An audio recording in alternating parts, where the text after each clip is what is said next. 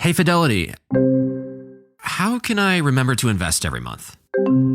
With the Fidelity app, you can choose a schedule and set up recurring investments in stocks and ETFs. Oh, that sounds easier than I thought. You got this. Yeah, I do. Now, where did I put my keys? You will find them where you left them. Investing involves risk, including risk of loss. Fidelity Brokerage Services, LLC, member NYSE, SIPC. Listen, all you New Yorkers.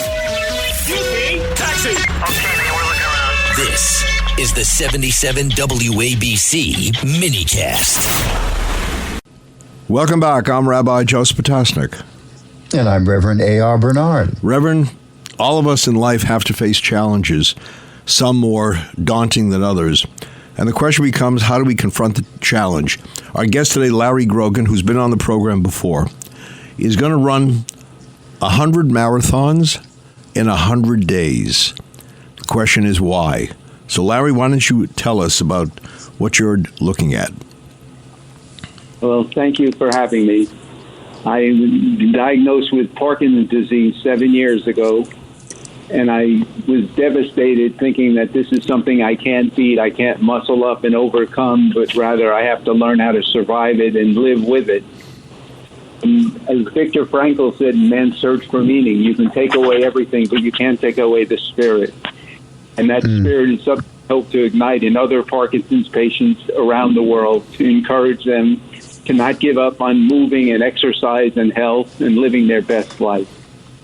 So I'm running 100 marathons, as you say. It's running from here in northern New Jersey to Calabasas, Southern California. Wow.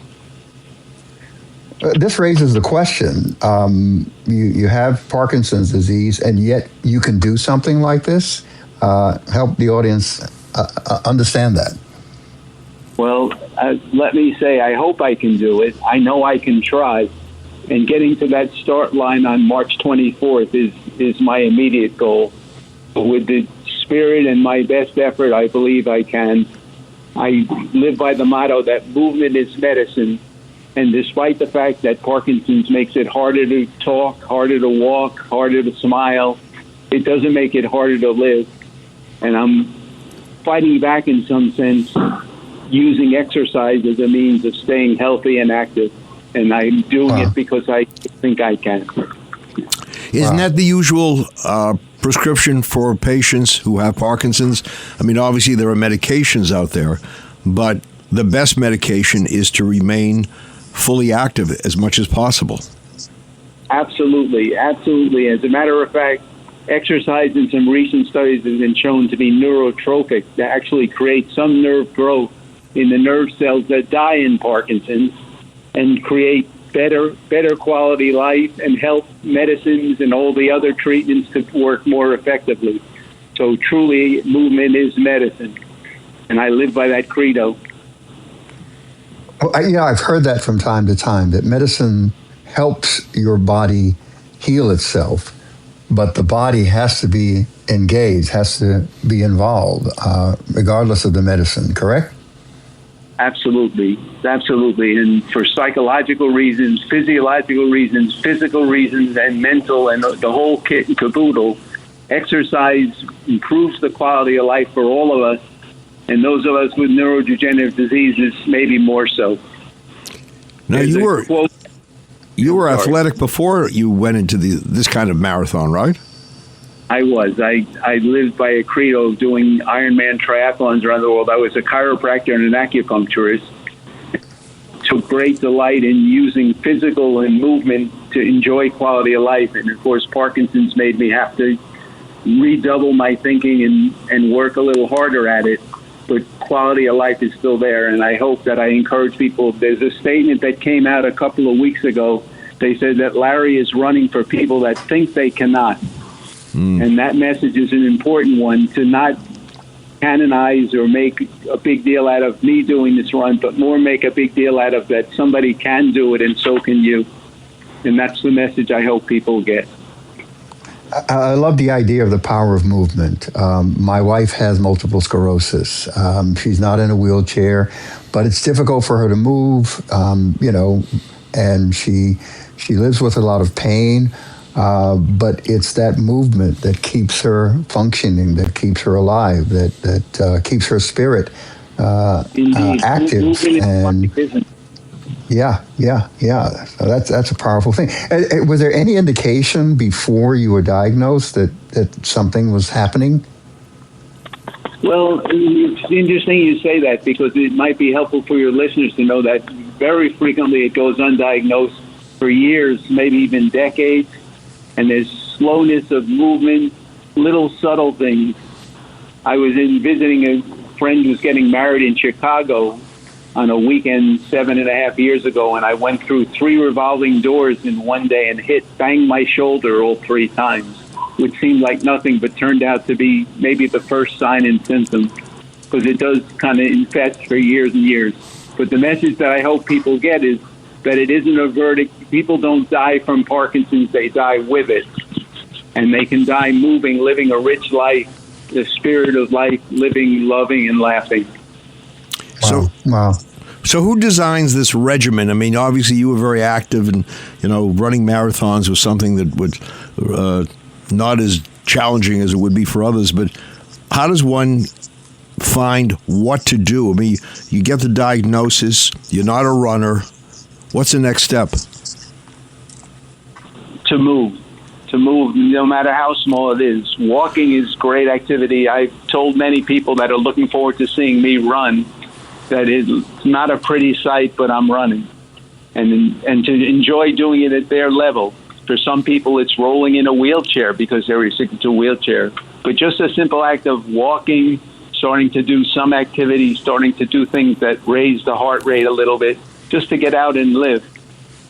Not rocket science. Right. I can imagine also inspirationally, when you find yourself moving, it gives you a sense of control over something that can seem uncontrollable. Yes? So well said, Rev.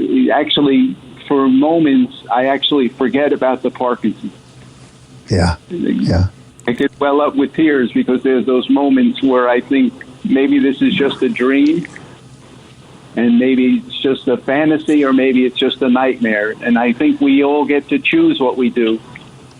We get to choose how we live our lives and how we endure the challenge that are presented. Sometimes I think maybe this is really just a dream and I'm going to wake up to it. But the truth is, it's an opportunity to get up and live. And I can't tell you how many people are cheering. In the last couple of weeks, we leave March 24th. In the last couple of weeks, more people have said, "You're not alone. We'll be there with you." Wow. One of the things, Larry, you demonstrate is no matter what, you don't succumb to passive resignation. You don't give up. The word hope has to be, as an essential part of one's spirit, one's vocabulary. And obviously, you're not giving up. Amen. Parkinson's won't have the last word. Great. Now, I saw a video. It's funny, you mentioned hope. That's a word that came to mind immediately while he was talking, Rabbi. I saw a video, amazing video, talking about your life, your challenges, the work that you're doing. And I saw some young people who were dealing with debilitating disease as well. And tell us about your work encouraging and inspiring others. Well, I view it, the great words, as you said, I was a guest some years ago with a different challenge that we were doing, and the rabbi commented that unfortunately that you have Parkinson's, but it's an opportunity to influence so many people. And it really does appear an opportunity for me to touch other people's lives, and think it's part of our destiny is to make the world a little better place. And as long as I can feel like I have some power, I have an opportunity and ears from young children, some of them that have great challenges, health challenges, cancer, done a lot of volunteer work at cancer camps. And those kids even will say it themselves that if they had it to do over again, they're better for the challenges that they've endured. Wow. Wow. Rev, I'm listening to Larry, and I'm thinking to myself, one of the words that epitomizes his spirit is nevertheless. Whatever life hands you, nevertheless, he, as we all, should be determined to do as much as possible, to live life as much as possible. Larry Grogan, you're an inspiration. Yeah. And Thank you. we wish you well and want to hear, all of the details of those marathons. Thank you so much. Yeah, all the best to you, and thank you for bringing us hope and bringing our listeners who are challenged hope. And keep moving. Thank you, Larry. Thank you. So thank you, our listeners, for joining us here on another Sunday with the dynamic duo, the Rev and the Rabbi, right here on Red Apple Radio Networks. Till next time, God bless.